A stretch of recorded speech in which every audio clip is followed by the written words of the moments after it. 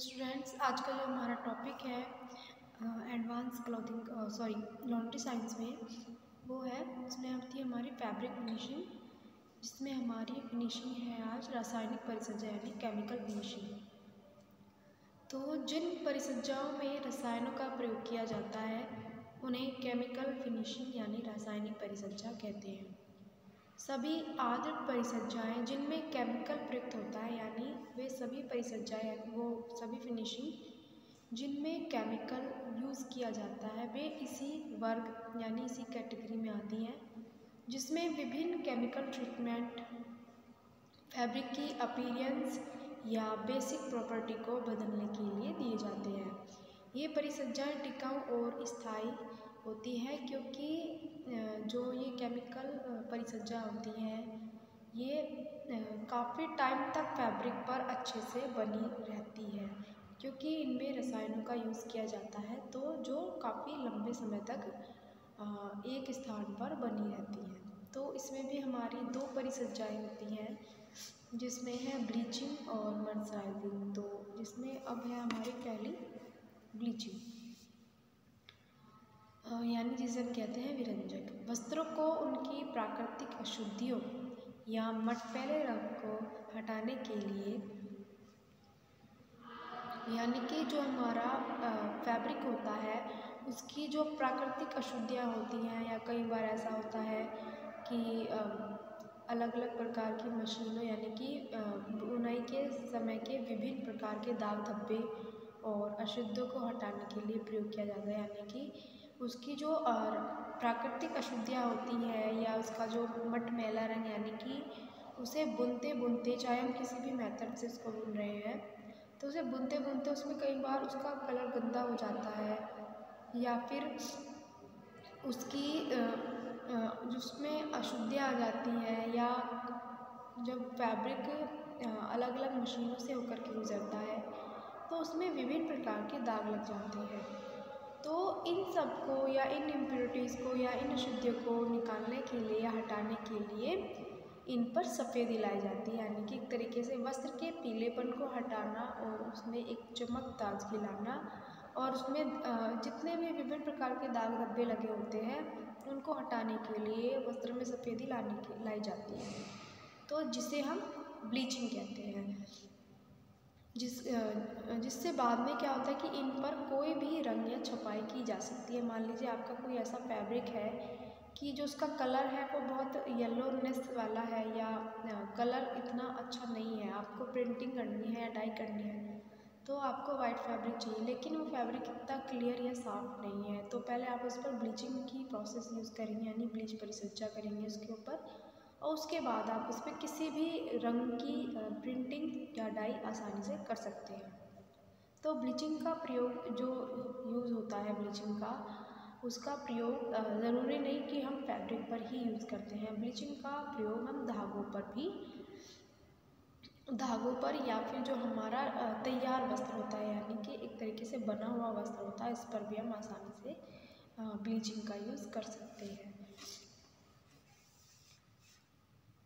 कपास के जो वस्त्र होते हैं, कपास के वस्त्रों में 85% वस्त्रों को निरंतर पेरोक्साइड विधि द्वारा विरंजित किया जाता है, क्योंकि जो कॉटन फैब्रिक होता है वो बहुत जल्दी येलोनेस पकड़ लेता है, यानी उसमें एक पीलापन आने लगता है। अगर उसको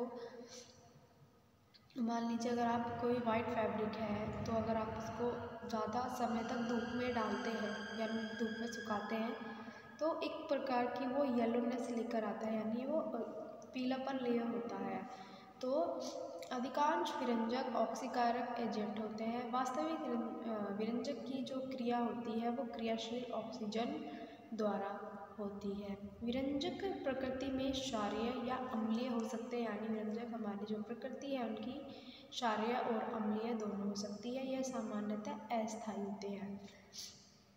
सभी प्रकार के विरंजक कुछ मात्रा में हानि पहुंचाते हैं, यानी कि एक तरह की केमिकल फिनिशिंग है जिसमें रसायनों का यूज़ किया जाता है, तो कहीं ना कहीं फैब्रिक में थोड़ा या ज़्यादा कहीं ना कहीं ये वस्त्रों में हानि पहुंचाने का कार्य भी करते हैं। यह हानि उच्च तापक्रम और सांद्रता पर अधिक शीघ्रता से होती है। अतः इन तत्वों को सावधानीपूर्वक नियंत्रित करने की आवश्यकता होती है। तो यानी जो हमारी ब्लीचिंग मेथड यूज़ करते हैं तो उसमें हमें विभिन्न प्रकार की सावधानियों को ध्यान में रखते हुए कार्य को करना होता है।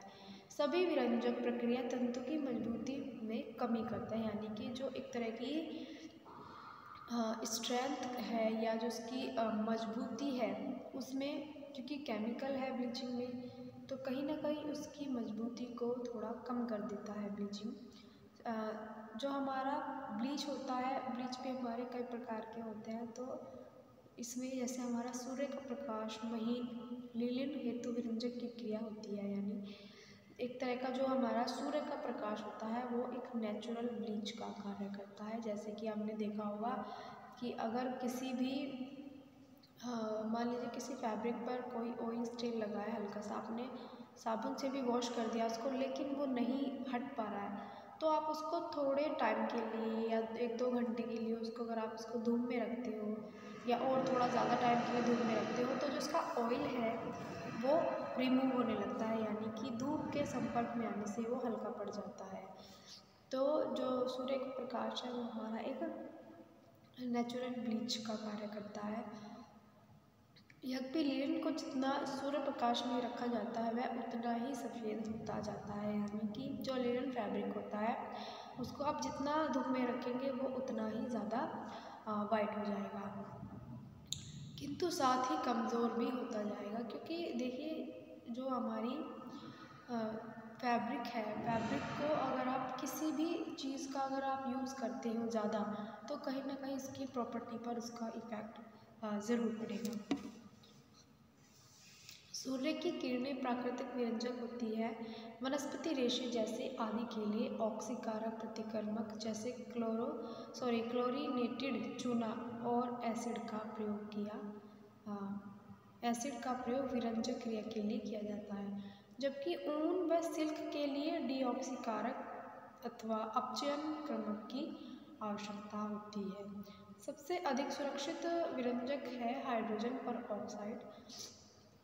इसे हल्के घोल के रूप में प्रयोग किया जाता है। इस प्रकार विरंजक पदार्थ रेशों की प्रकृति के अनुकूल और उनके गुण के अनुरूप ही चुने जाते हैं, यानी जो हम ब्लीचिंग का यूज़ करते हैं, ब्लीचिंग का यूज़ करने से पहले हम फैब्रिक की या फाइबर की क्वालिटी और प्रॉपर्टी दोनों को ही ध्यान में रखते हुए उन पर हमें किस प्रकार का केमिकल या किस प्रकार की ब्लीचिंग का यूज़ करना चाहिए उसी के अकॉर्डिंग ये चीज़ें देखी जाती हैं। तो जो आपका ब्लीचिंग है एक तरह की फिनिशिंग है, यानी कि आप जो हमारी मेन फिनिशिंग है ब्लीचिंग में कि इसमें जो हमारा फैब्रिक होता है या गारमेंट होता है उसमें अगर मान लीजिए दाग धब्बे लगे हैं तो दाग धब्बों को हटाना, और अगर फैब्रिक में येलोनेस है, पीलापन है तो पीलेपन को रिमूव करना और वस्त्र को सफ़ेदी देना ताकि वो अन्य किसी और काम के लिए तैयार हो सकता है। फैब्रिक अगर आपको डाई प्रिंटिंग करनी है तो उस पर आप आसानी से अपनी नेक्स्ट परिसज्जा कर सकते हैं और वस्त्र को सफ़ेद बनाना और साथ में एक चमक प्रदान करना होता है ब्लीचिंग का कार्य। फिर आता है हमारी मर्सराइजिंग। सूती वस्त्रों के लिए एक महत्वपूर्ण परिसज्जा है, यह लिनन की परिसज्जा हेतु भी उपयोग में लाया जाता है। मर्सराइजिंग की परिसज्जा की खोज कैलिको प्रिंटिंग जॉन मर्सर ने सन 1853 में की थी। उस समय इसका कम उपयोग किया जाता था क्योंकि इस क्रिया में वस्त्र सिकुड़ जाता था। बाद में सन 1997 में लोग ने यह खोज की कि यदि वस्त्रों को तनाव में रखा जाए तो यह सिकुड़ता नहीं है, चमकदार और रेशम के समान हो जाता है। यानी कि जो जॉन मर्सर ने खोज की थी 1853 में, उन्होंने कैलिको प्रिंटिंग जॉन मर्सर ने जो खोज की थी उसमें जो मर्सराइजिंग की प्रक्रिया की जाती है कॉटन फैब्रिक पर या लिनन फैब्रिक पर, उसमें जो क्या होता है कि जो हमारा फैब्रिक होता है वो मर्सराइजिंग प्रोसेस में अगर हम उसको नॉर्मल रख देते हैं तो वो कहीं ना कहीं सिकुड़ने लगता है, यानी कि जो उसका नॉर्मल आकार होता है या नॉर्मल साइज़ होता है वो उससे छोटा हो जाता है। लेकिन 1897 में लोग ने जो खोज की उसमें उन्होंने इसी प्रोसेस में वस्त्र को एक तनाव में रखा, यानी कि एक इस तरीके से रखा कि जो फैब्रिक है वो कम सिकुड़ता है, तो उससे जो उसका आकार या शेप है वो वही की वही बनी रहती है। तो यह एक एविरल प्रक्रिया है जिसमें विशेष रूप से तैयार कास्टिक सोडा के घोल में वस्त्र को 10 मिनट के लिए डुबोया जाता है। साथ ही उस पर एक समान मात्रा में ताप, तनाव व दबाव दिया जाता है।